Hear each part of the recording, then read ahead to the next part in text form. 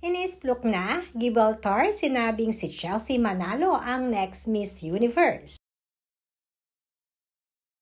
Talagang todo ang naging pag-showcase ng mga kandidata ng Miss Universe 2024 sa kanilang Day 10 Gala Night.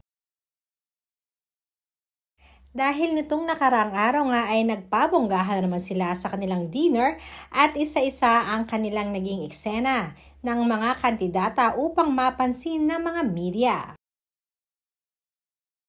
Subalit ang nakakuha ng napakalaking atensyon ay ang sinabing ito ng kapwa kandidata ng si Miss Gibraltar na ang susunod di umanong makokoronahan ay ang pambato ng Pilipinas na si Chelsea Manalo.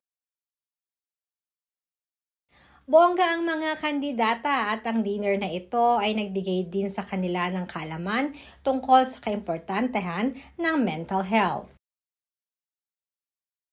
As usual ay sabay na dumating sina Chelsea at ang roommate nitong si Puerto Rico. Es que va a ganar Miss Universo. Yo estoy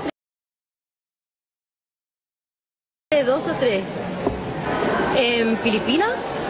Isa din si Puerto Rico sa masasabing malakas na kokompetensya ni Chelsea dahil sa kagandahan nito na ayon na rin sa mga Mexican press na habang tumatagal di umano ay lalo siyang gumaganda.